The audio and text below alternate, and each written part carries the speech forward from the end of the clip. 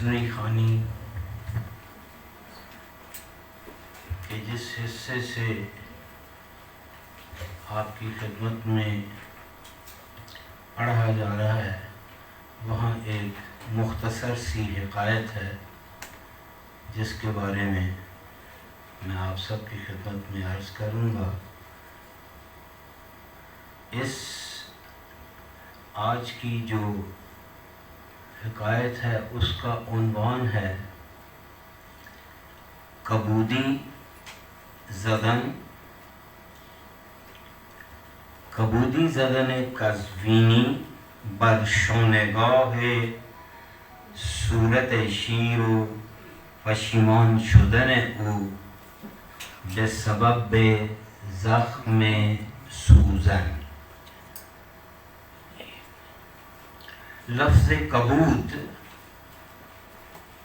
نیلے رنگ کے لیے جو ہے فارسی زبان میں استعمال کیا جاتا ہے،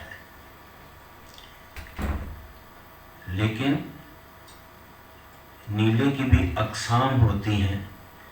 جس وقت ہم رنگ آبی کہتے ہیں تو اس سے مراد لائٹ بلو کلر ہے، لیکن جس وقت ہم کبود کہتے ہیں تو اس سے مراد ڈارک بلو ہے۔ تو کبودی زدن سے مراد ہے کہ نیلا رنگ لگانا۔ قزوین ایک ایران میں شہر ہے، بہت قدیمی شہر ہے۔ اگر ہم ایران کی تاریخ کا مطالعہ کریں تو ایران میں ایک بادشاہت کا سلسلہ صفوی خاندان کا گزرا ہے۔ صفوی خاندان نے ایران میں سن 1148 ہجری قمری میں ان کے پہلے بادشاہ کا جلوس ہوا اور اس کا اختتام جو ہے وہ سن 1736 میں، یہ گریگورین کیلنڈر کا ذکر کر رہا ہوں۔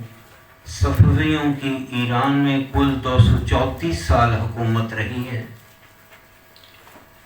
اس خاندان کے دور میں 234 سال کے دور میں جو سب سے اہم بات، جو اہم واقعہ رونما ہوا وہ یہ تھا کہ شاہ اسماعیل صفوی نے تخت نشین ہوتے ہی جو پہلا حکم جاری کیا وہ یہ تھا کہ آج کے بعد وحدت ایرانیان جو ہے اس کو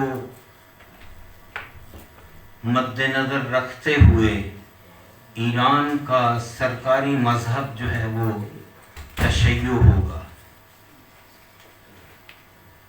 یہ پہلا حکم تھا اور اس کی وجہ یہی بتائی گئی کہ جب مذہب ایک ہوگا تو آپس میں باہمی اتحاد ہوگا۔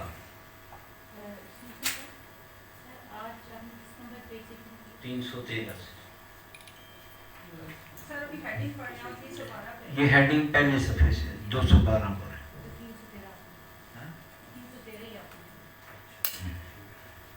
ابھی ہم شروع نہیں کیا۔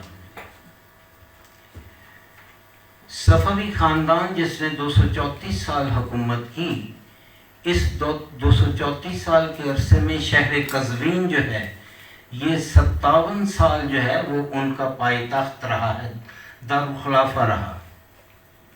صفوی بادشاہوں نے ایک اور حکم یہ جاری کیا کہ کوئی بھی شاعر جو ہے وہ غزل گوئی، قطعہ، ترجیباً، ترکیباً ایسی کوئی صنف شاعری جو ہے اس پر طبع آزمائی نہیں کرے گا۔ اگر طبع آزمائی کرنی ہے تو مدح پیغمبر یا پھر یہ ہے کہ آل رسول کی جو ہے وہ مدحت یا مرثیہ سرائی جو ہے یہ کی جائے گی۔ لہٰذا ایرانی ادبیات میں ایک بہت بڑا جو دگرگونی آئی وہ یہ آئی کہ شعراء حضرات ایران سے ہجرت کر کے بر صغیر میں بہت سارے جو تھے شعراء وہ یہاں آ گئے، اور یہاں جو اس وقت کے بہت سارے دربار تھے انہوں نے وہاں پناہ لے لی۔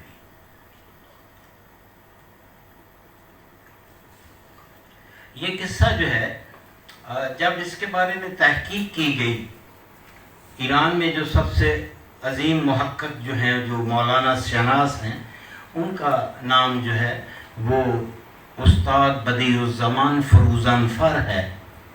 تو استاد بدیع الزمان فروزانفر جو ہے وہ کہتے ہیں کہ میں نے جو تحقیق کی اس سے یہ چیز جو ابھی مولانا نے جس کہانی کا جس نقطے سے آغاز کیا وہ بظاہر مجھے وہاں تو نہیں ملا، اور وہ کیا تھا؟ وہ یہ تھا کہ ایک قزوینی جو ہے وہ اپنے جسم پر جو ہے وہ خالکوبی کرواتا ہے۔ خال فارسی زبان میں تل کو کہا جاتا ہے، خے الف لام خال، یہ کالے دبے کو جو کہ جسم انسان کے جسم پر جو ہوتا ہے یہ وہی خال ہے جس کے بارے میں حافظ نے کہا تھا کہ اگر ترک شیرازی به دست آرد دل ما را به خال ہندویش بخشم سمرقند و بخارا را۔ تو حافظ نے کہا کہ اگر وہ خاتون جو ہے جو کہ ترک خاتون ہے خوبصورت، اگر وہ مجھے میرا دل مو لے تو میں اس کے جو چہرے پر منہ پر جو خال ہے جو دل ہے اس کے بدلے سمرقند بخارا جو ہے وہ بخش دوں گا۔ تو خال جو ہے یہ دل کے لیے استعمال ہوتا ہے۔ خال ماں کے بھائی ماموں یا خالہ کے شوہر جسے ہم خالو بھی کہتے ہیں اسے بھی خال کہا جاتا ہے فارسی زبان میں۔ لیکن جس وقت ہم خالکوبی کا ذکر کرتے ہیں تو خالکوبی سے مراد ہے ٹیٹو۔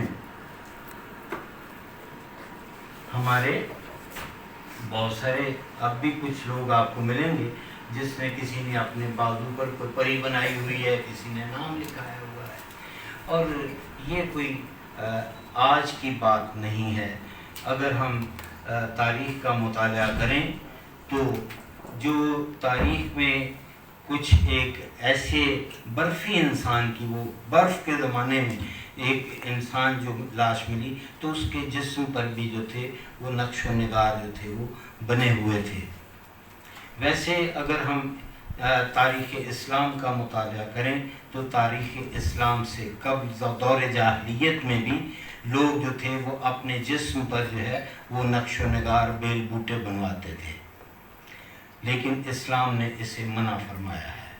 اس کے بارے میں احادیث موجود ہیں۔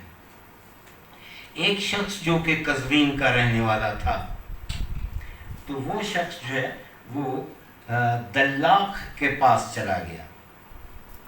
دلاخ فارسی زبان میں اس شخص کو کہتے ہیں جو کہ ایرانی حمام میں بندے کی شست و شو اس کو نہلاتا ہے۔ جو دلاخ ہوتا ہے اس کے ہاتھ میں ایک کیسا ہوتا ہے، تو یہ کھردرے کپڑے سے سیا جاتا ہے، وہ انسان کے جسم پر ملتا ہے اور اس سے اس کی میل جو ہے وہ اترتی جاتی ہے۔ اس کو کیسے کش بھی کہا جاتا ہے، دلاخ بھی کہا جاتا ہے۔ دلاخ کا کام سوائے اس کے کہ وہ بندوں کو نہلائے کچھ اور بھی اس کے وظائف تھے۔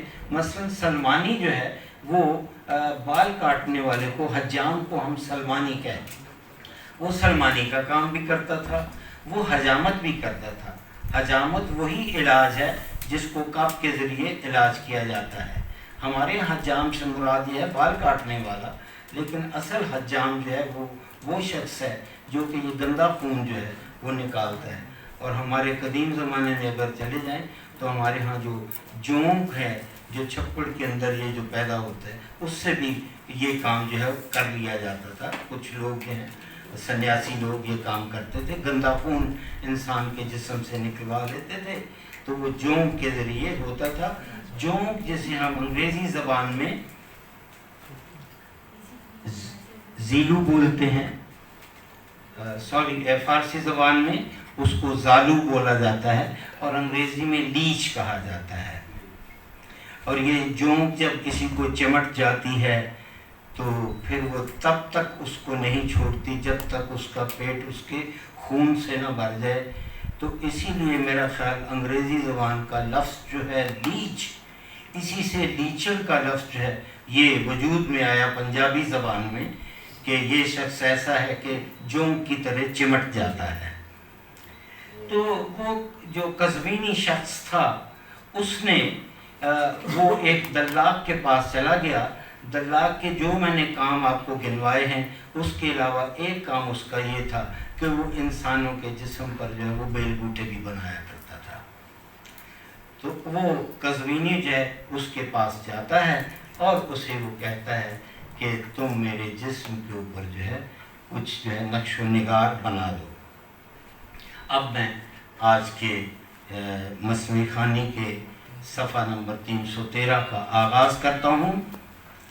این حکایت بشنو از صاحب بیان در طریق و عادت قزوینیان.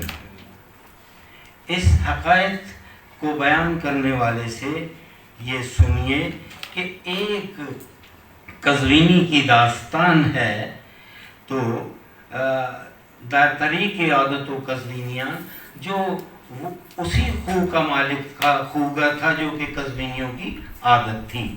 برتنوں دستو کتف ہو بی درن میزند از صورت شیر و پلنگ. یہ جو قزوینی حضرات تھے ان میں یہ ایک جو چیز جو تھی وہ عادت ہو گئی تھی کہ وہ اپنے کتف جو ہے اس کو ہم دو طرح تلفظ کر سکتے ہیں. کتف بھی ہے اور کتف بھی ہے. کتف اس شانے کو کہا جاتا ہے. اس شانہ اسے فارسی زبان میں ہم شانہ، عربی زبان میں کتف کہا جاتا ہے. اور یہ جو ہڈی جو ہے شانے کی اس کے لیے لفظ ترقوا ہے. استخوان ترقوا پنجابی میں ہس کہا جاتا ہے. ہس دی ہڈی ہے جی. تو ہس دی ہڈی نو فارسی زبان میں جو ہے وہ ہنسلی یہ ایک حصہ ہوتا ہے جی ہے. تو یہ اسی کا حصہ ہوتا ہے. تو اس جو ہنسلی یا ہس کی جو پوری جو یہ ایک سٹرکچر ہے اس کو ہم ترقوا کہتے ہیں. تو شانے کا لفظ جو ہے وہ بھی کندھے کے لیے استعمال کیا جاتا ہے جبکہ شانے کا دوسرا جو معنی جو ہے وہ کنگھی کے بھی ہے. تو وہ قزوینیوں کی عادت تھی کہ وہ اپنے کندھے پر یا اور بازو پر جسم کے بہت سارے حصوں پر بیل بوٹے بنواتے تھے. اس نے کہا بھائی میرے یہاں بھی بیل بوٹے بنا دو. برچنان صورت پیو بھی گزان اثر سوزن کبودی ہا میزنان. تو وہ انسان کے جسم پر بہت ساری جگہوں پر جو ہے یہ شکل و صورتیں جو تھیں یہ بناتے. سلام خیلی خوش آمدید خواہران.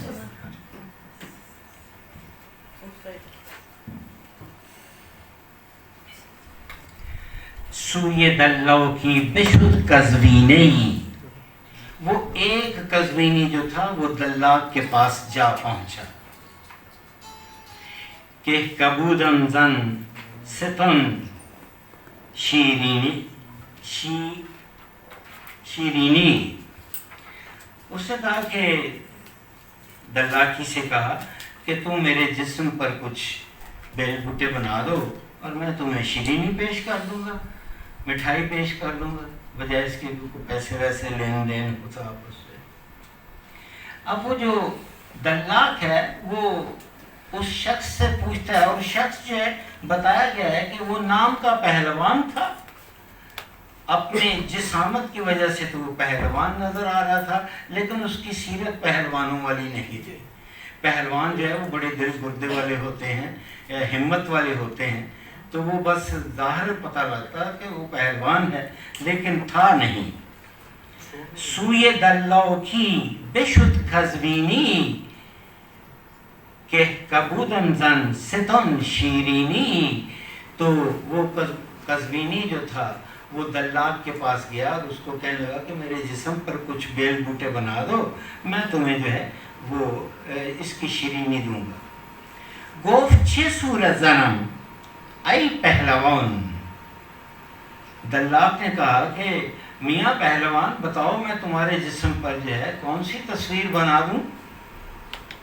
گفت برزن صورت شیر جیان.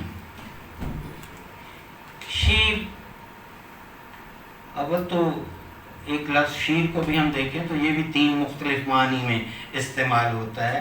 شیر دودھ کے لیے بھی استعمال ہوتا ہے، شیر جنگل کا شیر بھی ہے جس کے ہم شیر ببر کہتے ہیں، اور شیر جو ہے اس پانی کی ٹونٹی کو کہتے ہیں جس سے ہم سرکار پانی حاصل کرتے ہیں، اس کو ہم شیر آب بھی کہتے ہیں.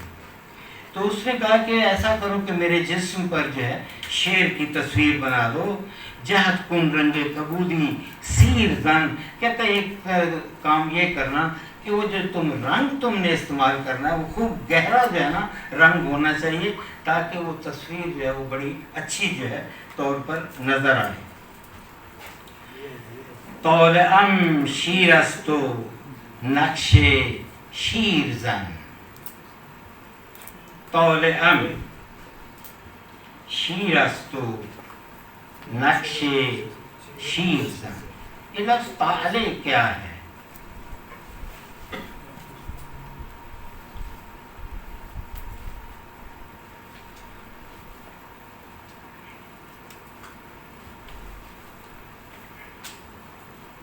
آج بھی ہمارے ہاں بہت سارے اشخاص موجود ہیں جو کہ ہاروسکوپ پر اعتقاد رکھتے ہیں. خواتین اکثر بیٹھتی ہیں، ہاں بھئی آپ کا سٹار کون سا ہے بتائیے. تو اس کو ہم فارسی زبان میں طالع بولتے ہیں. طالع سے مراد یہ ہے کہ اس شخص کا پیدائش کے حساب سے کون سا جو ہے وہ سیارہ ہے، تو اسے ہم طالع جسے ہم کہتے ہیں. تو وہ قزوینی کہنے لگا کہ چونکہ میرا جو ہاروسکوپ کے حساب سے میرا برج جو ہے وہ برج اسد ہے، شیر ہے، تو بہتر ہے کہ شیر کی ہی تصویر جو ہے نا وہ میرے جسم پر تم بنا دو. طالعم شیر است و نقش شیر زن، جہد کن رنگ کبودی سیر زن. یہ لفظ سیر جو ہے اس کی املا کو اگر اسی طرح ہم دیکھیں تو اس کے بہت سارے معنی بن جاتے ہیں. اس لفظ سیر کے معنی جو ہیں گہرے کے لیے بھی، ڈارک کے لیے بھی استعمال ہے. اس کے لیے جو ہے یہ ہم موسم کے لیے بھی ہم استعمال کرتے ہیں. جیسے ہم کہیں کہ سرد سیر، گرم سیر، یعنی بہت زیادہ گرم، بہت زیادہ سرد، تو اس کے لیے بھی استعمال ہوتا ہے. سیر لہسن کے لیے بھی استعمال ہوتا ہے، یہ جو سبزی وغیرہ میں ہم کھاتے ہیں. اسی لفظ کا اگر ہم تلفظ سیر کر دیں تو سیرت کے جو ہے جمع بن جاتی ہے. بہت ساری سیرتوں کو اکٹھا کر لیا جائے تو لفظ سیر جو ہے، لیکن اس کی املا جو ہوئی سین یہ رے ہی ہوگی. تو وہ کہنے لگا قزوینی کہ چونکہ میرا برج جو ہے وہ اسد ہے، شیر ہے، تو بہتر یہ ہے کہ تم میرے اس جسم پر جو ہے وہ شیر کی تصویر جو ہے وہ بنا دو. گفت برچه موضعت صورت زنم. دلاک نے اسے کہا کہ تمہارے جسم کی کون سی جگہ پر جو ہے، موضع جو ہے پلیس کو، اس مقام کے لیے لفظ جو ہے وہ موضع جو ہے، ہمارے اردو میں یہ لفظ جو ہے اکثر رائج ہے. آپ کسی کا خط لکھتے ہیں تو آپ لکھتے ہیں موضع فلاں، تو وہ موضع فلاں سے مراد ہے کہ فلاں اس کا منطقہ جو ہے اس کو. تو اس نے پوچھا کہ تمہارے جسم کی کون سی جگہ پر جو ہے وہ میں شیر کی تصویر جو ہے وہ بنا دوں. گفت بر شانه گهم زن آن رقم. تو اس نے کہا کہ بس میرے اس کندھے پر بنا دے. شانہ جو ہے یہ کندھے کی جگہ جو ہے، اس جگہ آپ جو ہے وہ یہ شیر کی تصویر جو ہے یہ بنا دو، آپ کی مہربانی ہوگی. رقم جو ہے یہ ہمارے اردو میں بھی استعمال ہوتا ہے. رقم کرنا یعنی لکھ دینا. رقم مبلغ کے معنی میں بھی آتا ہے. علامت کوئی بھی علامت ہو اس کے لیے بھی لفظ رقم جو ہے وہ استعمال کیا جاتا ہے. یہ عربی زبان کا لفظ ہے. گہن جگہ، شان گہن یعنی یہ جو کندھے والی جگہ ہے، اس جگہ تم جو ہے نا وہ شیر کی تصویر جو ہے وہ بنا دو. تو شبد پشتن کبھی در رزم و بزم، تاکہ رزم اور بزم میں میری کمر مضبوط ہو جائے. کہتا ہے کہ چونکہ شیر بہت ایک طاقتور جانور ہوتا ہے تو اس لیے تم اسی کی تصویر بناؤ، تو میرے خیال ہے کہ اسی کی برکت سے جو ہے میرے جسم میں جو ہے وہ طاقت آ جائے گی، مضبوطی آ جائے گی، تو میں رزم اور بزم میں، لڑائی میں اور عام حالات میں بھی جو ہے میں جو ہے وہ اپنی کمر میری بہت مضبوط ہو جائے گی. و با چنین شیر جیان در عزم و جزم، اور ایسے خوفناک شیر کی وجہ سے پختہ کاری اور پختہ ارادے میں بھی میری جو ہے وہ کچھ روحانی میری جو ہے وہ اس کو مدد ملے گی. تو شیر جیان، جیان کہتے ہیں درندے کو، ایسا شیر جو کہ چیر پھاڑ کر سکتا ہے اس کو ہم شیر جیان کہتے ہیں. اگر آپ کو ایران کے اندر رہنے کا اتفاق ہوتا تو جیان کا لفظ جو ہے وہ وہاں ایران میں بہت معروف تھا. ایک زمانے میں فرانس کی ایک گاڑی سٹرون جو ہے اس کو جیان کا نام دیا جاتا تھا ایران میں. حتماً ملتفت هست شما این خیلی یک ماشین معروفی بوده در ایران و اون را هم ژیان میگفتن و ماشین ژیان خیلی هم مقبول هم بوده در مردم. مردنی ضعیف و نازک لطیف به میشه گفت اون ماشینی بوده. بله و نامش خیلی قوی درنده و شیر جیان بهش میگفتن. بله چون که او سوزن فرو بردن گرفت، چون که او سوزن فرو بردن گرفت. فارسی زبان کا ایک مصدر گرفتن ہے. گرفتن کے لغوی معنی جو ہیں وہ پکڑنے کے ہیں. گرفتار کہنا ہمارے یہاں یہ اسی کی جو روٹ جو ہے گرفتار کی یہی گرفتن ہے. گرفت کو مضبوط کرنا یعنی اپنی پکڑ کو مضبوط کرنا. کافگیر، یہ ماشاءاللہ ادھر ہمارے یہاں فارسی دان بیٹھے. کافگیر ہمارے یہاں جو باورچی خانے کا ایک اوزار ہے، یہ نوع ملاقے ہے ایسا کہ کافرہ میگیرے، جھاگ پکڑنے والا. اس میں چند سوراخ ہوتے ہیں، پانی رہ جاتا ہے، چاول اوپر آ جائیں گے یا جھاگ اوپر آ جائیں گی تو اس کو ہم کافگیر کہتے ہیں. تو ایسا چمچہ جس کے ہم جھاگ جو ہے ہٹا سکیں کھانے سے. تو گفتن کا جو مصدر ہے وہ ہے بظاہر پکڑنا، لیکن کئی دفعہ جب یہ لفظ گرفتن جو ہے یہ بطور فعل مرکب جب استعمال کیا جاتا ہے تو اس کے معنی بدل جاتے ہیں. ہم کہتے ہیں باد وزیدن گرفت، ٹھنڈی ٹھنڈی ہوا چلنی شروع ہو گئی. یہاں گرفت کے معنی پکڑنے کے نہیں ہیں، یہاں شروع ہونے کے ہیں. یہاں بھی یہ جو آپ کے سامنے ہمارا شعر ہے وہ اس کا مصرع ہے. چون کہ او سوزن فرو بردن گرفت، جب اس نے وہ جو سوئی جو تھی اس کے جسم میں داخل کرنی شروع کی. کیونکہ خالکوبی جو ہے، جو ٹیٹو ہے، اس کا جو طریقہ کار ہے وہ یہ ہے کہ ایک آلہ ہے جس کے آگے سوئی ہوتی ہے، تو وہ انسان کے جسم میں پہلے سوراخ کر کر کے وہ صورت بنائی جاتی ہے، اس کے بعد نیلا گہرا رنگ یا سرما یا کالا رنگ جو ہے وہ اس کے اوپر جو ہے وہ لگایا جاتا ہے۔ نتیجتاً وہ جو مسام کی طرح جسم پر سوراخ ہوتے ہیں ان کے اندر وہ رنگ جو ہے وہ پکا ہو جاتا ہے، اور زیادہ تر وہ نیلا رنگ ہوتا ہے، اس لیے اس کو کبودی زدن جو ہے وہ کہا جاتا ہے کہ نیلا نقش جو ہے وہ جسم پر تیار کرنا۔ تو یوں ہی اس استاد نے جو ہے پہلی سوئی اس کے جسم میں جب ہوئی، درد اون در شانگه مسکن گرفت، تو اس کے تو کندھے میں جو تھا وہ درد جو تھی اس نے بسیرا کر لیا، وہاں درد جو تھی وہ تو رکی، اس کو درد کرنا شروع ہو گیا۔ اب وہ جو پہلوان نظر آتا تھا پتہ چل گیا کہ وہ پہلوان نہیں ہے،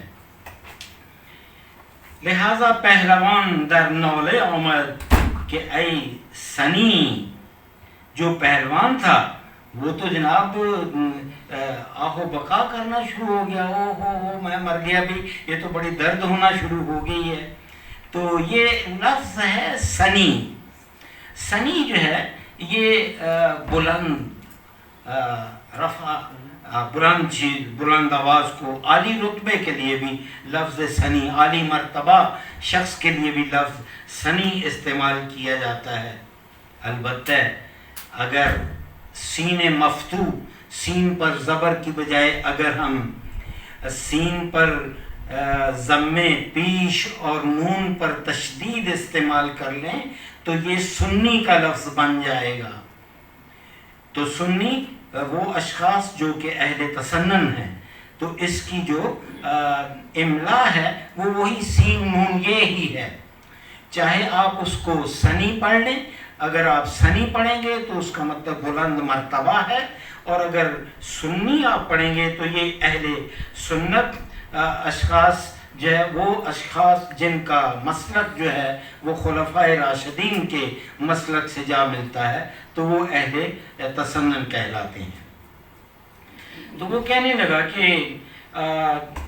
پہلوان در نولے آمد کہ سنی، مرا کشتی جس صورت میں، اور تم نے تو مجھے مار دیا، یہ کون سی تم تصویر بنا رہے ہو، یہ تو درد نے میرا بیڑا غرق کر دیا ہے، یہ بہت تکلیف دہ معاملہ ہے۔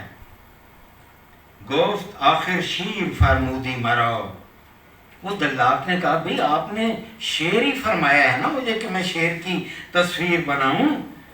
گفت از چه عضو کردی ابتدا، اس نے کہا اچھا تم نے شیر کی تصویر بنانی شروع کر دی، مجھے بتاؤ شیر کی پہلی کون سی حصہ جو ہے تم نے بنانا شروع کیا، یعنی شیر کی تصویر کا آغاز کس جگہ سے شروع کیا ہے تم نے۔ گفت از دمگاه آغازیدم، اس نے کہا میں شیر کی دم سے میں نے شروع کیا ہے، یہ جو پہلی سوئی تمہیں جو ہوئی ہے نا یہ شیر کی دم سے جو ہے نا یہ میں نے شروع کی ہے۔ گفت دم بگذار ای دو دیدہم، کہتا ہے تم تو میری آنکھوں کی روشنی ہو، بہت اچھے آدمی ہو، تیرا بھلا ہو بھائی، اس کی دم کو تم چھوڑو، یہ دم جو ہے نا وہاں بہت درد ہو رہی ہے، دم کی جگہ تم نے جو شروع کی ہے دم کو چھوڑو اس کو۔ از دم و دمگاہ شیرم دم گرفت، یہ جو دم کے تم نے شروع کیا اس سے تو میرا دم گھٹنا شروع ہو گیا، دلم تنگ شده نفسم بند آمده، این چه بابا این چه کاری هست، ویل کن دم را ویل کن۔ دمگاه او دمگاه هم محکم گرفت، اس کی دم کی جگہ نے میرے سانس لینے کی جگہ پکڑ لی، کہتا ہے یہ تو شیر کی دم بہت خطرناک ہے، اس نے بیڑا غرق کر دیا میرا، چھوڑو اس کو، میں نہیں چاہتا کہ تم جو ہے نا شیر کی تصویر بناؤ۔ بہت عجیب پہلوان تھا، تو مولانا نے بھی دیکھیں کہ منظر کشی جو ہے وہ اس کی جو ہے وہ بہت خوبصورت انداز سے جو ہے وہ کی ہے۔ شیر بی دنباش گو اے شیر ساز، کہ دلم سستی گرفت از زخم گاز۔ بے دم کا شیر صحیح اے شعر بنانے والے. اس نے کہا اے بھائی اللہ چھوڑو کوئی بات نہیں, ہم کہیں گے کہ اس شعر کی دم ہی نہیں تھی. میرے جسم پر جو تصویر آپ بنا رہی ہے شیر بی دم باشد خوب اے ندارت کہ دلم سستی گرفتہ زخم گاز, کہ اس کے زخم میں میرا دل جو ہے وہ نڈال کر دیا ہے, ایسا کہ جس نے کسی نے میرے دل پر کاٹ لیا ہو. یہ اس کی چبھن جو ہے اتنی سخت تھی. یہ بھی ہو سکتا ہے کہ شیر کے دکھ بھی نہیں ہوتے, دکھ کے بھی ہوتے ہیں شیر. اگر آپ شکاری ہوتے تو شاید آپ کا تیر اس کی دم پر جا لگا ہوتا.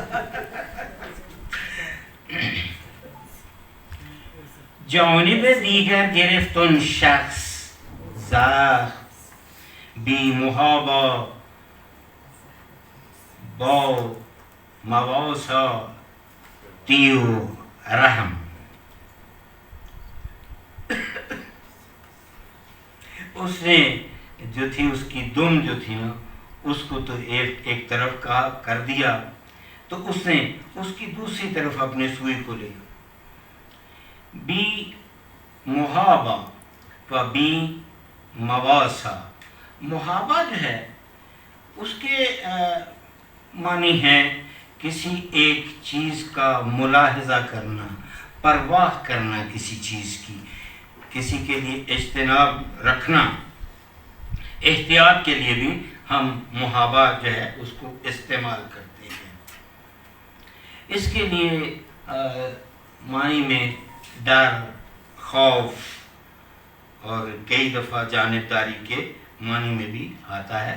لیکن اگر اس کو جمع کی صورت میں استعمال کیا جائے محابات, تو اس کے معنی ہے کسی کی طرفداری کرنا یا کسی کی جانبداری کرنے کے معنی میں بھی یہ استعمال ہوتا ہے. لیکن لفظ مواسا جو ہے یہ مخفف ہے مواسات کا. کل مقام اصل جو لفظ ہے وہ مواسات ہے, اور یہ بھی تقریباً اس کا جو مترادف ہے اس کے معنی بھی یاری کرنا, مدد کرنا, استعانت کرنا کسی کی جو ہے اس کے معنی میں بھی یہ آتا ہے. تو اب ہوا کہ جانب دیگر گرفتن شخص ذات, اس شخص نے جو کہ شیر کی تصویر بنا رہا تھا وہ اب دوسری طرف چل نکلا. و بی محابا و مواساتی و رحم, اور اب اس نے جو تھا بے دھڑک جو ہے وہ دوسری طرف سے کوئی دم کو تو چھوڑ دیا, اب دوسری طرف اس نے بے دھڑک کام جو ہے وہ شروع کر دیا. بانگ زد او کہ انچے اندام استزو, وہ اس نے پھر جو ہے وہ چیخ مار دی. وہ جو پہلوان تھا جب اس نے شیر کی دوسری جگہ تصویر بنانی شروع کی, بانگ زد, اس نے چیخ مار دی کہ یہ کیا, یہ کون سی جگہ پر تم نے شروع کر دیا. گفت او گوش است اے مرد نیکو, اے نیک بخت, میں نے اس کے کان سے کام شروع کر دیا ہے. گوش شیر است, گوش ببر است. گفتا گوشش نباشد ای همام, گوش را بگذار و کوتاه کن کلام. اب جو ہے اس نے کہا کہ اے سردار, اس کا کان اگر نہ ہو تو پھر بھی کیا ہے, شیر کا کان رہنے دو. لفظ ہمام یہاں استعمال کیا گیا ہے.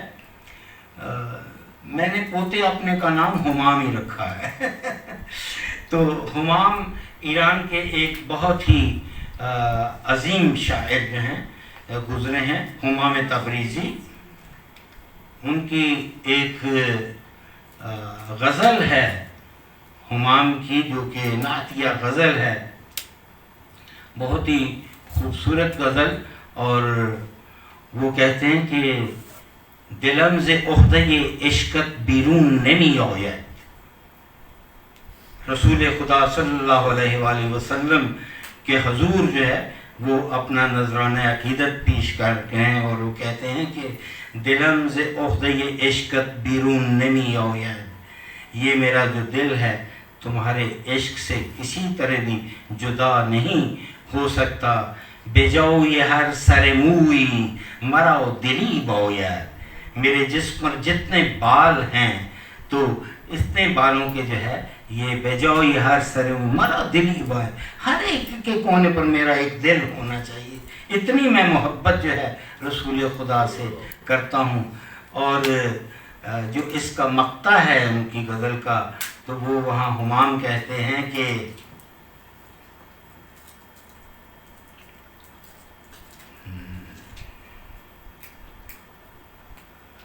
عجب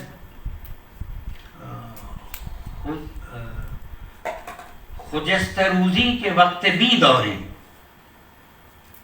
عجب خجست روزی کے وقت بھی داری، ہمام روی تو بیند چو دید بگشاید.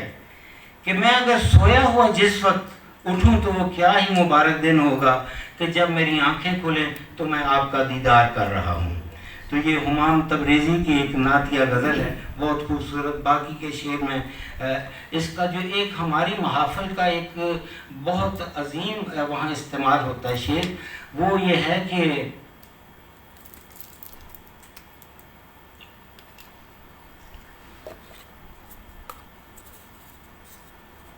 ہزار بار بشویم دهان به مشک و گلاب، ہزار بار بشویم دهان به مشک و گلاب، ہنوز نام تو بردن مرا نمی شاید. اگر میں اپنے منہ کو ہزار بار عرق اور گلاب سے دھو لوں پھر بھی میرے منہ کو زیب نہیں دیتا کہ میں آپ کا نام اپنی زبان پر لے کر آؤں. تو یہ ہمام تبریزی ہیں. تو وہ جو پہلوان ہے وہ حجام کو کہتا ہے اے ہمام، اس کو ذرا تھوڑی سی اس نے اس کی تعریف کر دی کہ تم بادشاہ ہو، تم بہت بڑے آدمی ہو. ہمام کے معنی سپہ سالار، بادشاہ، بڑا آدمی ہوتا ہے.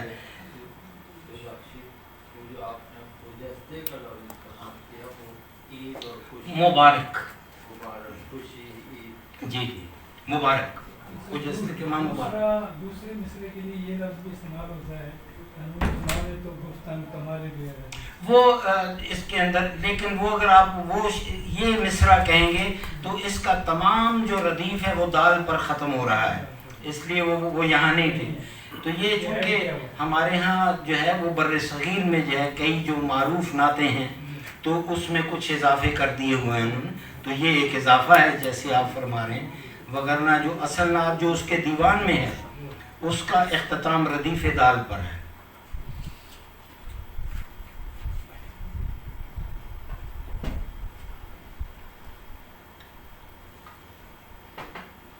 جانب دیگر خلش آغاز کرد، باز قزوینی فغان را ساز کرد.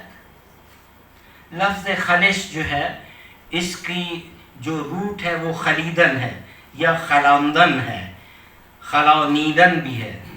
خلیدن کے معنی کسی چیز کو کسی کے جسم کے اندر داخل کرنا. تو خلش جو ہے یہ چبھن کو ہم کہتے ہیں. خلش اس میں مصدر ہے، مصدر خلیدن سے. تو اب اس سے دوسری جگہ جب شروع کیا تو ادھر بھی اس کو پہلوان کو چبھن جو تھی وہ شروع ہو گئی. جانب دیگر خلش آغاز کرد، باد قزوینی فغان را ساز کرد. تو وہ جو قزوینی صاحب تھے اس نے دوبارہ شور مچانا شروع کر دیا کہ ان سوم جانب چه اندام است نیز. کہتے یہ تیسری جگہ تم پہنچ گئے، یہ کون سا شعر کا جو ہے وہ حصہ تم جو ہے وہ بنا رہے ہو. گفت این است عشق میں شیر اے عزیز. تو اس کا یہ شیر کا پیٹ بنا رہا ہوں میں، شکم شیر است. گفتا عشقم نباشد شیر را. اس نے کہا کہ اگر شیر کا پیٹ بھی نہ ہو تو خود چه عشقم می بباید شیر را. تو شیر کے پیٹ کی کیا ضرورت ہے، کوئی بات نہیں، پیٹ بھی نہ ہو تو ٹھیک ہے. یہ بہت تکلیف سے معاملہ ہے کہ شیر کا جو پیٹ تم نے بنانا شروع کر دیا. گشت افزون درد کم زن زخم ها. میرا درد جو ہے وہ بہت بڑھتا جا رہا ہے. میں جناب رفیق مغل شاعر اہل بیت کو محفل میں خوش آمدید کہتا ہوں. السلام علیکم جی. بسم اللہ. گشت افزون در کم زن زخم ها عشق میچے شیر را بہر خدا، شیر کے لیے پیٹ کی کیا ضرورت ہے، خدا کے لیے اس کو بھی تم چھوڑ دو. اس کی تصویر سے ہے نا، بغیر شیر کی جسم پیٹ کے بھی ہو جائے تو تب بھی ٹھیک ہے. خیره شد دلاک بس حیران بماند. وہ جو دلاک جو تھا، جو کہ تصویر بنانے والا تھا، وہ تو حیران ہو گیا اس کی پہلوانی کو دیکھ کر اور اس کے جو چیخ و پکار کی، کہ بڑا میں نے سمجھا تھا بڑا بہادر آدمی ہے، ہمت والا ہے، صبر والا ہے، لیکن یہ تو بڑا عجیب نکلا. تا بدیر انگشت در دندان بمان. اور وہ اتنا حیرانی اس پر یہ طاری ہوگی کہ اس کے جو انگلی جو تھی وہ دانتوں کے نیچے دبا کر وہ کھڑا رہا کہ بھی یہ تو عجیب شخص سے جو ہے وہ میرا واسطہ پڑا ہے. بر زمین زد سوزنا، سوزنے اوندم آگے میرے پاس مٹا ہوا ہے، اوستاد آخری اس پر یہ مکمل ہو جائے گا. بر زمین زد سوزن دم اوستاد. تو وہ جو استاد تھا تصویر بنانے والا، اس نے سارے اٹھایا سامان زمین پر دے مارا کہ یہ بڑا ہے سامان. دختر عالم کثیرہ انفتاد. تو اس نے کہا کہ کیا کوئی ایسا بھی ہے کہ دنیا میں کسی کو ایسا واقعہ پیش آیا ہو کہ شیر بھی ہو، دم بھی نہ ہو، اس کا پیٹ بھی نہ ہو، اس کے کان بھی نہ ہو. میرے لیے تو یہ ایک بڑی عجیب سی بات ہے. شیر بھی دم و سر و عشقم کی دید. ایسا کسی نے شیر دیکھا ہے زندگی میں جس کی دم بھی نہیں ہو، پیٹ بھی نہیں ہو، کان بھی نہیں ہو. انچنین شیری خدا خود نافرید. ایسا شیر اللہ تعالیٰ نے آج تک خلق نہیں کیا ہے. یہ جو ہے یہ میں تو عجیب سن رہا ہوں، یہ بڑی عجیب بات ہے میرے لیے.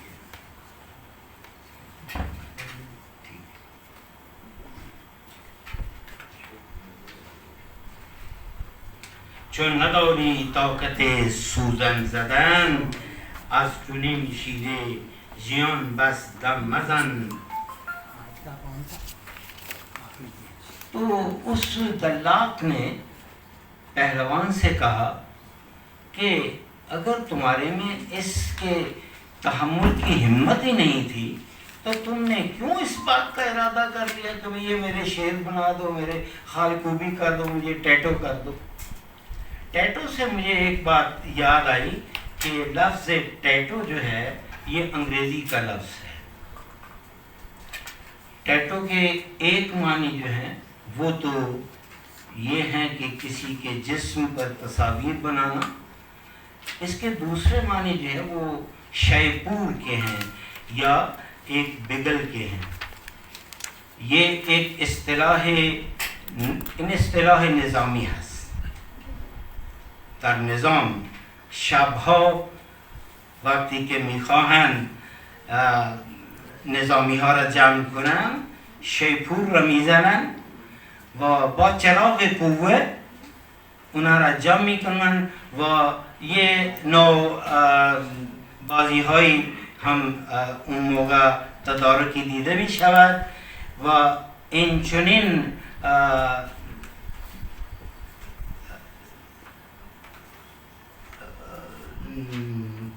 تماشاها در شبگاه در لاهور در ماه مارچ اونجا برگزار می شود. لاہور میں ہمارے رات کے وقت ٹیٹو شو ہوتا ہے ملٹری کا. تو وہ ٹیٹو جو ہے اس کے معنی در حقیقت اس بگل کے ہیں جو کہ فوجی لوگ اپنے فوجیوں کو اکٹھا کرنے کے لیے جو ہے جمع کرتے ہیں اور رات کے وقت پھر بیٹری یا کسی اور مشعل کی مدد سے جو ہے مختلف جو ہے کھیل جو ہے وہ ان کو جو ہے وہ پرفارم کیا جاتا ہے. تو اس کے لیے بھی لفظ ٹیٹو جو ہے وہ استعمال کیا جاتا ہے. تو اس کے دو معنی میں ہیں. ای برادر صبر کن بر درد نیش. اب وہ جو دلاک جو ہے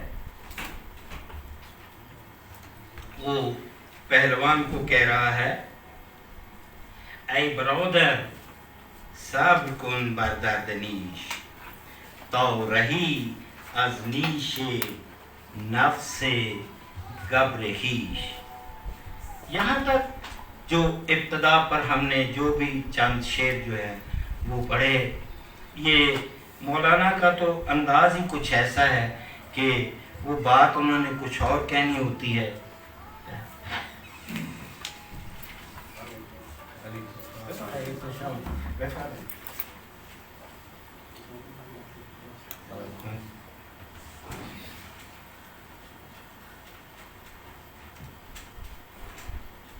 میں جناب احسان خزائی رائزن محترم کو اس جلسے میں خوش آمدید کہتا ہوں.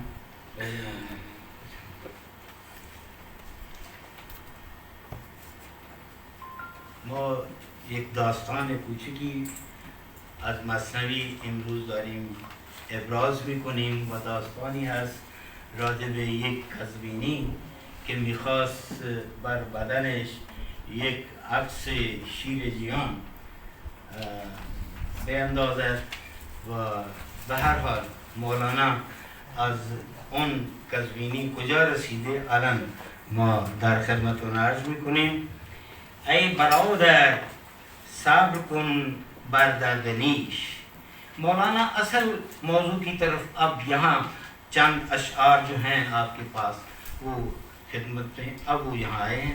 اب وہ دلاق جو ہے وہ اس پہلوان کو یہ کہتا ہے کہ اے میرے بھائی، یہ چھوٹی سی سوئی کا درد جو ہے یہ کوئی بڑا درد نہیں ہے، اس پر تمہیں صبر اور حوصلہ کرنا چاہیے.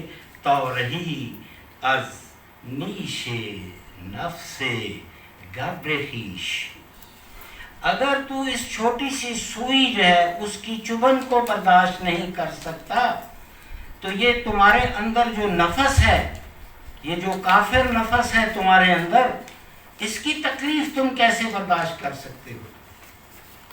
انسان کے جسم کے اندر جو ایک نفس ہے، اے کاش کہ وہ بھی مسلمان ہو، تو وہ جو ہے نا اس کے بارے میں مولانا یہ کہہ رہے ہیں کہ تارہی از نیش نفس گبر خویش. تو یہ تو سوئی کی چبھن تو برداشت نہیں کر سکتا تو اس کی تکلیف تم کیسے برداشت کرو؟ کوئی ایسا طریقہ کار سوچو کہ اس سے تمہاری رہائی ہو. نیش جو ہے یہ ڈنک کو کہتے ہیں، سٹرنگ. نیش بہت سارے زہریلے جانور، مار جو ہے اس کے لیے بھی سانپ کا نیش ہوتا ہے. تو نیش زدن یہ ڈنک مارنا، اس کے لیے جو ہے یہ لفظ استعمال ہوتا ہے. اے برادر بر درد نیش ریاضت و سوز عبادت صبر کن کا از نیش و گزند نفس کافرت رہائی یابی. یہ جو عبادت ہوتی ہے یہ بھی کوئی آسان کام نہیں ہوتا. اگر آپ تہجد پڑھتے ہیں تو تہجد کے لیے بھی آپ کو صبح 3 بجے اٹھنا پڑتا ہے. یہ بھی ایک تکلیف دہ مرحلہ ہے. اور آپ کو صبح کی نماز سے 10-15 منٹ پہلے تک تہجد سے فارغ بھی ہونا ہے. یہ آسان کام نہیں ہے. اگر نفس کی آپ نے جو ہے وہ شستشو کرنے ہے، اس کو پاکیزگی کرنی ہے، تو اس کے لیے جو ہے آپ کو عبادت جو ہے جب کرنی پڑتی ہے تو اس کے اندر بھی درد تکلیف ہے، لہذا اس کو بھی سہنا ہوگا. درد نیش یہ جو کسی بھی ڈنک کی جو درد ہے، یہ در حقیقت مولانا جو ہے وہ انسانی مجاہدہ جو ہے اس کو جو ہے نا وہ تشبیہ دی جا رہی ہے. انسان جو مجاہدت کرتا ہے، عبادت کرتا ہے، طاعات جو ہے اس کی جو ہوتی ہیں اس میں جو تکلیف اٹھاتی ہے اس کو انہوں نے جو ہے وہ درد نیش کہا ہے. وہ حضرت ختمی مرتبہ صلی اللہ علیہ وآلہ وسلم نے جو نفس ہے اس کے ساتھ جو ہے جو جہاد ہے اس کو جہاد اکبر سے تشبیہ دی ہے. وہ از مہم ترین شرط سلوک است. اور اگر آپ دیکھیں کہ ایک سالک جو ہے اگر وہ اللہ کی راہ پر چلنا چاہتا ہے تو سب سے مشکل راستہ جو ہے اس کی پاکیزگی نفس ہے. ایک شاعر نے کیا خوب کہا تھا، دلت ہمان زنگار معصیت دارد، دلت ہمان زنگار معصیت دارد، با آب توبه خالص بشویش از عصیان. اگر آپ نے اس نفس کو جو ہے جو زنگ آلود ہے اس کو پاکیزہ کرنا ہے تو توبہ کے آنسوں سے جو ہے نا اس کو غسل دو.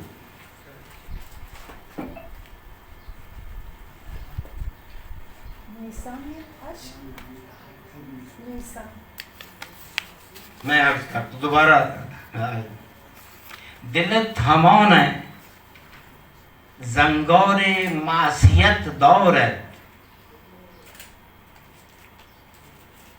ہمانا یعنی ہمیشہ، با آب توبه خالص بشویش از عصیان، گناه بزه، اون گناه و بزه که این نفس تو را زنگ آلوده کرده است، اگر میخوای اون را تمیزتر کنی پاکیزه کنی باید از آب توبه خالص اون را شستشو کنی.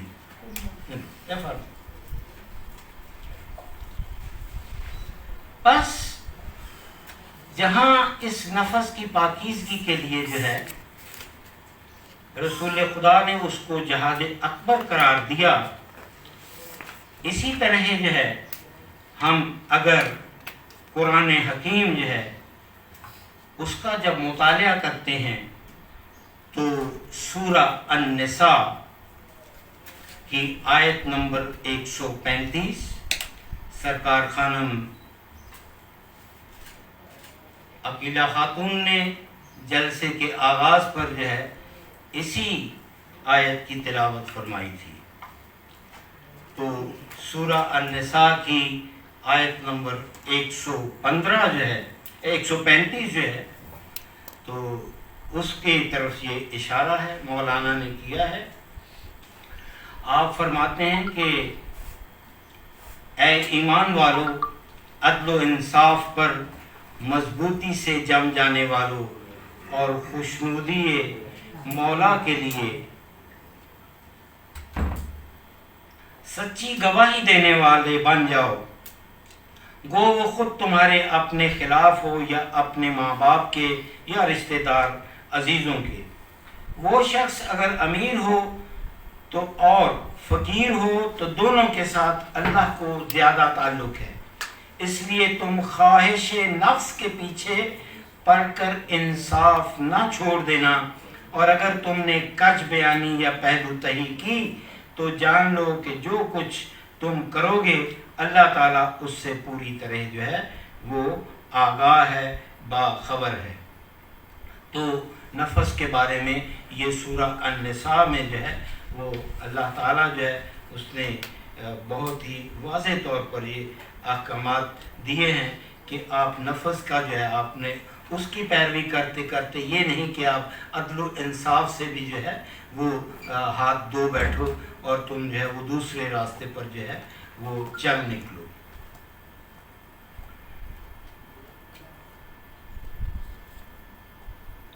کہ ان گروہ ہی اگلا صفحہ نیا شروع ہو گیا.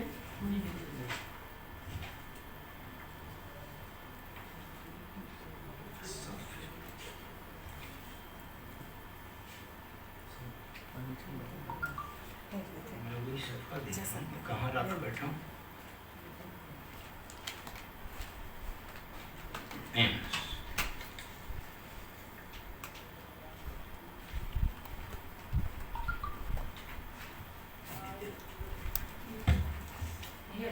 مجھے دے دیں گے سر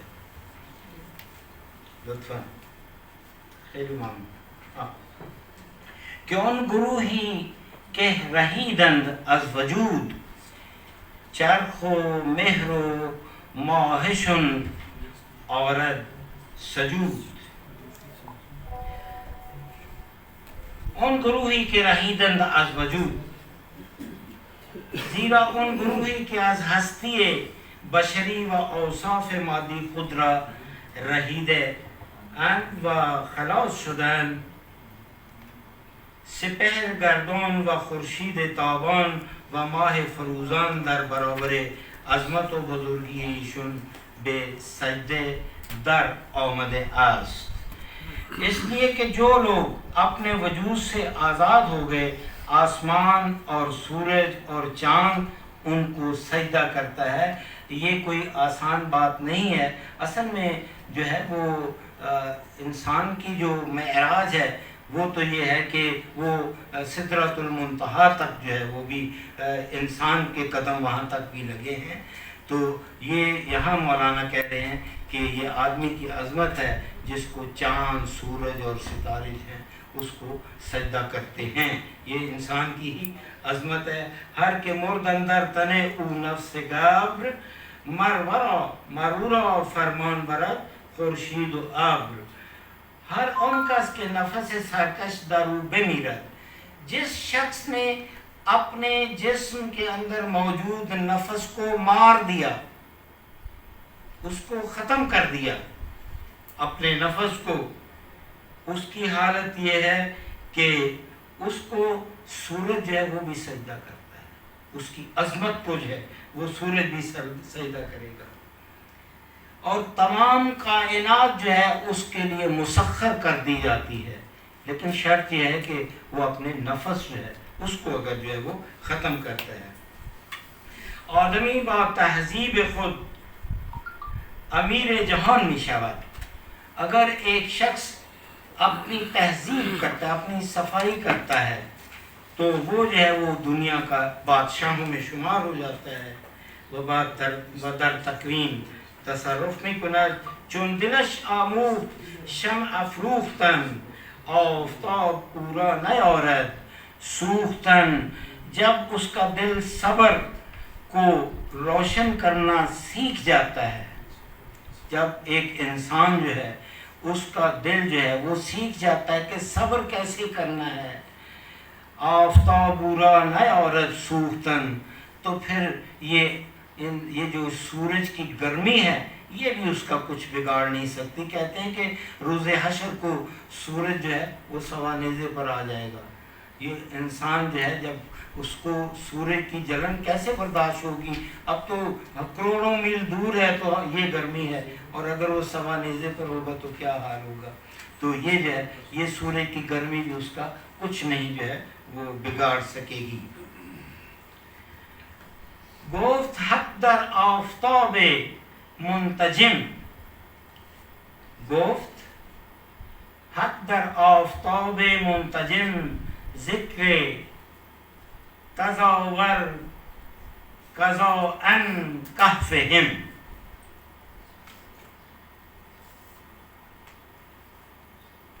سورج کے بارے میں اللہ تعالیٰ نے یہ فرمایا ہے.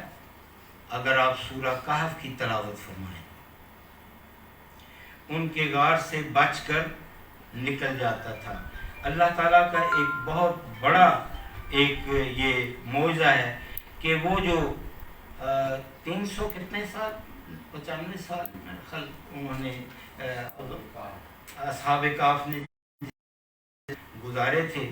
تو سورج جب آتا تھا تو اس کا رخ کچھ اس طرح ہوتا تھا کہ اس کے غار کے اندر سے روشنی اس طرف نہیں جا پہنچتی تھی، اس کو روشن نہیں کر پاتا تھا.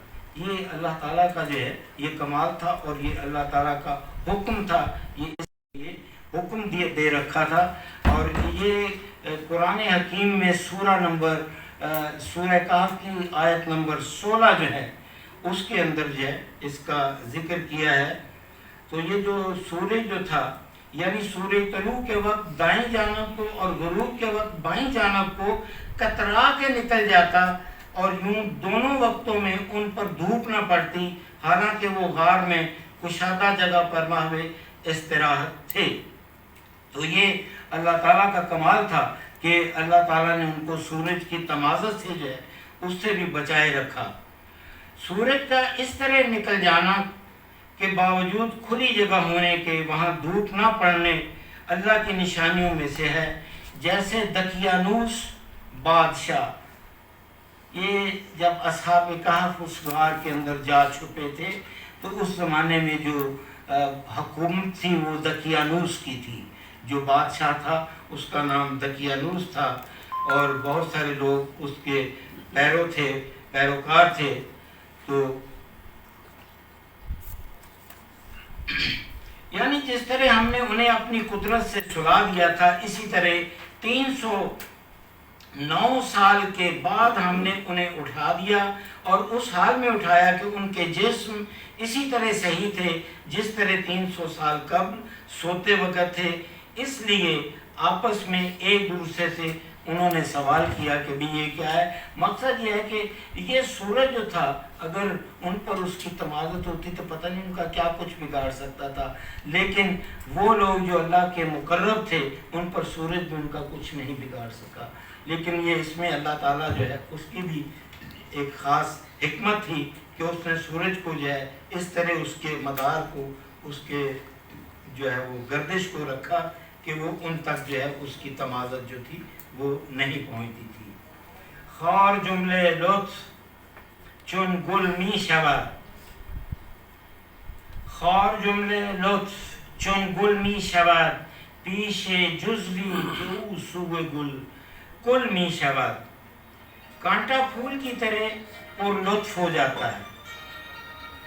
کئی دفعے یہ کانٹے جو ہیں یہ بھی انسان کا کچھ نہیں بگاڑ سکتے، یہ پھولوں کی مانند اس کے لیے ہو جاتے ہیں. و پیش جزوی که او سوی گل می رود، خار مانند گل سراسر لطف و زیبایی می شود.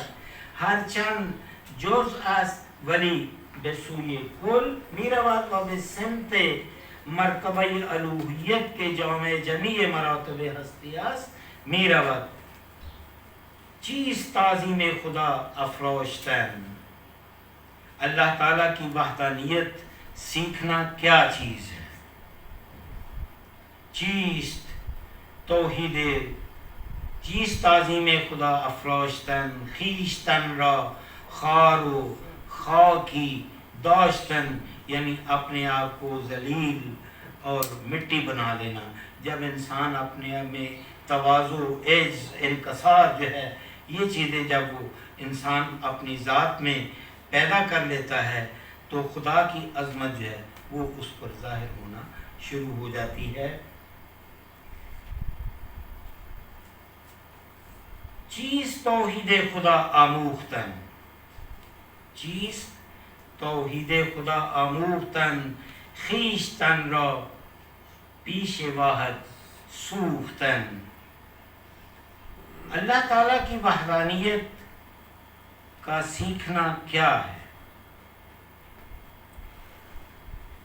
خیشتن را پیش واحد سوختن، اپنے آپ کو خدائے واحد کے سامنے فناہ کر دینا جو ہے یہی عجز و انکساری ہے.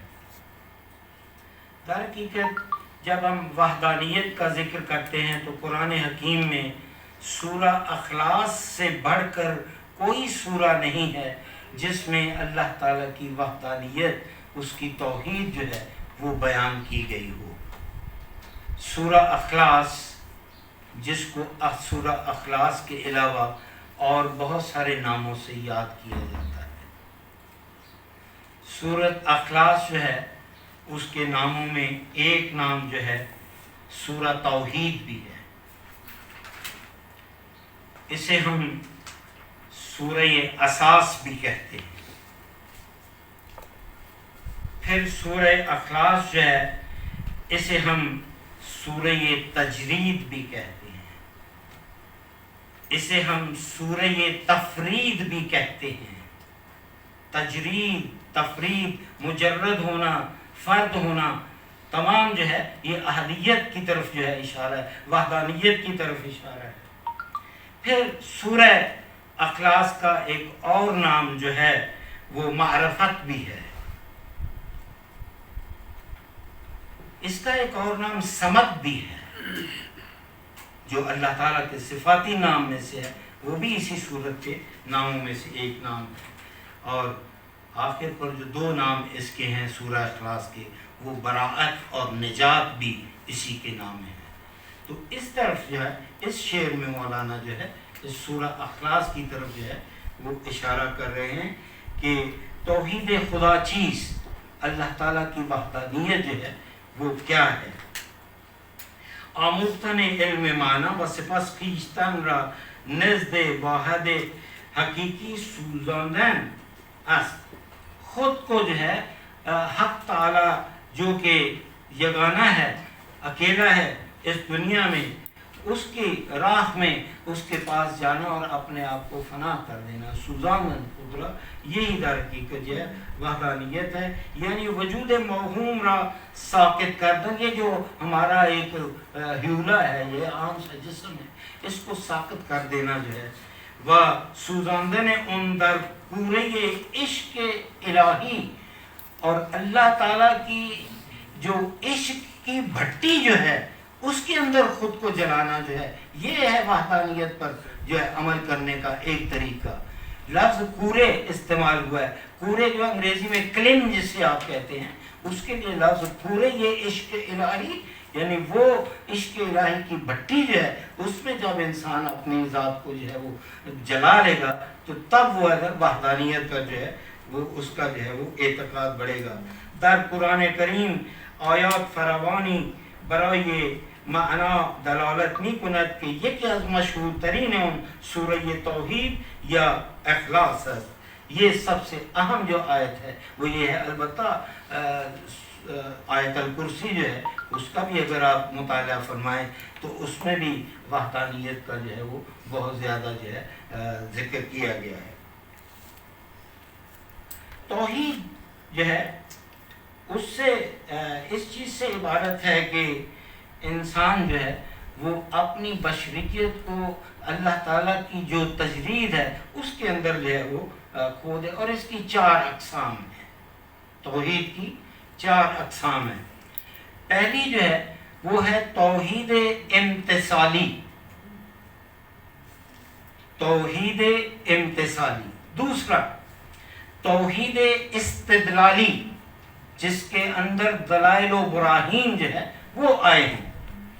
اور تیسرے توحید حالی، اور چوتھی توحید ذوالجلالی. یہ توحید کی 4 قسمیں تصوف کے جو ہیں وہ مضمون میں ہمیں جو ہے یہ پڑھنے میں ملتی ہیں. توحید ذوالجلالی آخری جو ہے اس کے بارے میں کہہ کے تو اگلے شعر پر جاتا ہوں. والا ترین مرحلہ یہ توحید، سب سے بلند ترین جو توحید کا جو مرحلہ یا مقام ہے وہ توحید ذوالجلالی ہے کہ ہمیں یہ رنگ ہا بھی رنگ شود و ہمیں یہ چون ہا بھی چون گردد و ہمیں چیز بے اصل خود باز گردد. یعنی تمام چیزیں جو ہیں وہ اپنی اصل کو کھو کر اور اپنی اصل جو ہے جو ان کی جو ہے جہاں سے انسان جو ہے اس کا آغاز ہو اس کی طرف واپس لوٹ جائیں. گر ہمی خواہی کہ بفروزی چو روز ہستیم چو شب خود را بسوز. اگر میخواہی کہ ہمانند روز فروزاں و شعلہ ور شوی، اگر آپ چاہتے ہیں کہ آپ روز روشن کی طرح آپ کے اندر بھی ایک نور جو ہے اس کی ایجاد ہو جائے، نور پیدا ہو جائے. و وجود ہمچون شب تھیرے و تارک را بے سوزان، آپ اس تاریک رات میں اپنے جسم کو عشق الہی کے اندر جو ہے اس طرح جلا لے کہ ہیچ اثری از موجودیت طبیعت جو ہے از اسیری زنجیرت شہوات اس نمان. یہ انسان پر جو حرص و ہوا اور شہوات دنیاوی جو ہیں یہ تمام چیزیں اگر ان کا اختتام کر دیا جائے تو انسان جو ہے اس میں اللہ کا نور جو ہے وہ آ کر بسیرا کر لیتا ہے. اور آخر پر جو آخری شعر ہے، ہستیت در ہست ان ہستی نواز، ہم چمس در کیمیا اندر گداز. اے انسان تیری ہستی، تیرا وجود، اے سالک تیری موجودیت، اے سالک موجودیت خیش را در وجود ان بخشندہ ہستی، اس خالق کائنات نے جس نے تمہیں یہ ہستی، یہ جان جس نے تجھے بخشی ہے، در قید و بند ہویت کوذب بے سرمی بری، تم اس کو جھوٹے انداز میں جو ہے مت گزار، بلکہ اس کو حقیقت کو دیکھ، ولی خبر نہ داری کہ ہمیں یہ ان بے بخشی میں تھوڑا سا آگے چلا گیا، بخشندہ ہستی بے گزران و ہم گداختن مستر کیمیا، آپ اپنی اس ہستی کو اس طرح جو ہے وہ پگھلا لے جس طرح کے کیمیا گری ایک زمانے میں بہت معروف تھی کہ لوگ سونا بنانے کی تلاش میں لگے ہوئے تھے، تو جس طرح تانبا جو ہے اس کو پگھلا کر جو ہے سونا بنانے کا عمل انجام دیا جاتا ہے، اس طرح تو اپنی ہستی جو ہے اس کو جو ہے وہ پگھلا دے، مٹا دے اگر تو سونا بننا چاہتا ہے۔ ہم طور کے مس می گدازر و در کیمیا بے زر ناب مبدل می شود، یہ کہتے ہیں آج تک کوئی اس معاملے پر پہنچا تو نہیں ہے، وہ کہتے ہیں کہ جو تانبا ہے اس کو پگھلا کر اگر آپ تو خالص سونا، زر ناب خالص سونا بننا چاہتا ہے تو جس طرح تانبا پگھلتا ہے خود بھی اس کو اپنے آپ کو تو پگھلا دے۔ تو نیز مس سے وجود اترا در کیمیائی وجود حق تعالی فانی کن، اور تو اپنی ذات کو اللہ تعالیٰ کے وجود کے اندر فنا کر لے، تا بے بقائی حقیقی برسی، تاکہ آپ بقا تک پہنچ سکیں، چنانکہ داستان بعدی نیز گویا یہ ہمیں مطلب ہے، جب اس کے بعد اگلی داستان آئے گی تو اس پر بھی جو ہے مور اور لیس تقریباً ایسا ہی ایک موضوع جو ہے ہم ڈسکس کریں گے۔ مولانا جو ہے یہ آخری شعر پر اس کلام کو جو ہے وہ ختم کرتے ہیں، وہ کہتے ہیں کہ در منو ما ساخت کردستی تو دست ہست ان جملے خرابی از تو دست، منو ما کو تو نے مضبوطی سے پکڑ رکھا ہے، اس انسان کو میں نے پکڑ رکھا ہوا ہے، میں جو ہے اس کو نہیں چھوڑتا، ہم چوما دیگر ہی نہیں، سو کہتا ہے ہمارے جیسا کوئی نہیں ہے ہی کوئی نہیں، لیکن یہ ہے کہ اے کاش کہ ہم اس کو جو ہے وہ ختم کریں۔ ہست ان جملہ خرابی از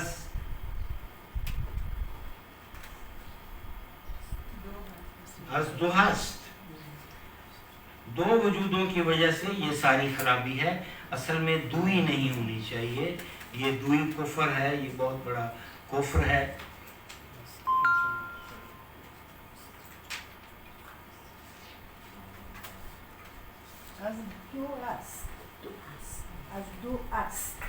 از دو ہست یعنی دو وجود موجود ہیں، لیکن وجود ایک ہے اللہ تعالیٰ کا، دو نہیں ہے۔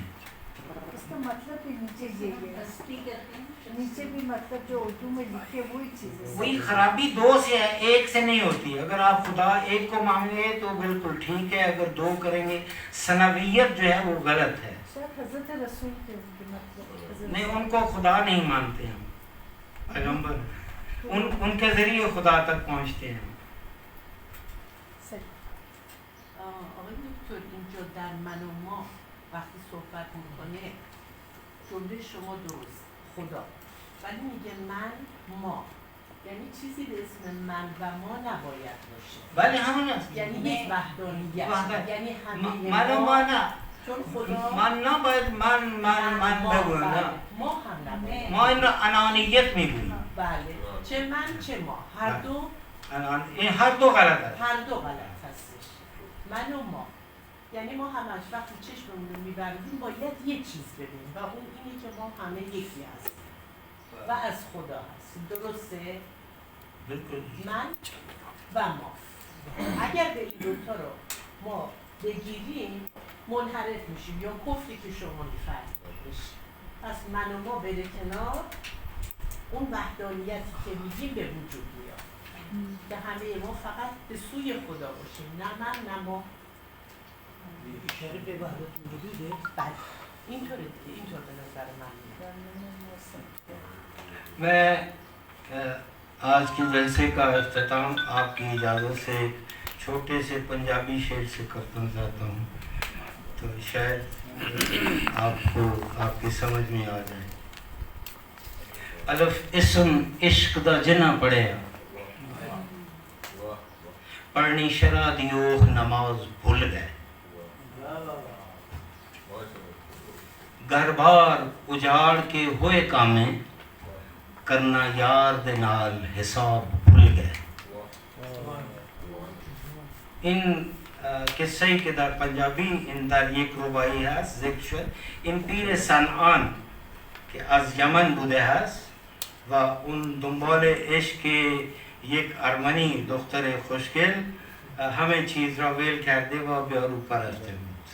پیر صنعان الف اسم عشق دا جنہ پڑھیا پڑھنی شرع دی وہ نماز بھول گئے. گھر بار اجاڑ کے ہوئے کام میں. وہ پیر صاحب نے اپنا گھر بار چھوڑ کے تو وہ جا کر وہاں ملازم ہو گئے تھے. گھر بار اجاڑ کے ہوئے کام میں کرنا یار دے نال حساب بھول گئے. تو کر دے کدے نہ میں کی تھی. یہ ہے بات. تو کر دے کدے نہ میں کی تھی. من نہ تو فقط تو باید ما داشته باشی. تو کر دے کدے نہ میں کی تھی. اگوں یار نو دینا جواب بھول گئے. اور جو آخری منزل تھی وہ خاتون نے انہیں کہا کیونکہ وہ جو سور تھے خنزیر کو چراتے تھے لیکن آخر کہا تھا یہ کھا بھی لو. تو اسماعیل او چار دے خوک پھر دے. خوک جو ہے سور کو کہا جاتا ہے, خنزیر کو کہا جاتا ہے. ایک گراز ہوتا ہے, ایک خوک ہوتا ہے. خوک وہ ہے جس کو پالا جاتا ہے. گراز وہ ہے جو اسلام آباد کی سڑکوں پر آپ کو رات کو جنگلی ملتے ہیں. ان وحشی را ما گراز میگیم و خوک را اون را اهلی میگیم. تو اسماعیل و چار دے خوک پھر دے اندر دوزخاں سہن عذاب بھول گئے. تو جب یہ واقعہ ہوا تو تذکرۃ الاولیاء میں جو ہے وہ یہ بیان ہے کہ پیر پیران جو حضرت گیلانی جو ہے ان کو ان کے مرید وضو کروا رہے تھے تو انہوں نے کہا جی آج کسی کا ایک جو ہے پیر جو ہے وہ بدراہ ہونے لگا ہے. تو کہتے ہیں کہ انہوں نے اپنے پانی جو ہے اس کو ہوا میں جو ہے وہ اچھالا اور ادھر اس کے ہاں روشنی ہوئی اور وہ سب کچھ چھوڑ کے پیر صنعان جو تھے وہ واپس لوٹ آئے اور دوبارہ وہ راہ راست پر پہنچے. بہرحال عشق جو ہے وہ اس میں بہت کچھ ہوتا ہے. وما علینا الا البلاغ. ما خوشبختیم کہ سرور ما جناب آقای احسان خزائی درمیان ما تشریف دارن. امروز یک روز مبارک 24 ذوالحجه روز مباهله است و این روز مبارک به خصوص برای فضیلت اهل بیت و حضرت علی علیہ السلام امام مشارق والمغارب حضرت علی ابن ابی طالب کی فضیلت بھی اس میں بہت زیادہ ہے. تو من از جناب آقای احسان خزائی درخواست میکنم که درباره روز مبارک امروز برای ما حرفیشان برای ما ابراز بفرمایید. خیلی ممنون.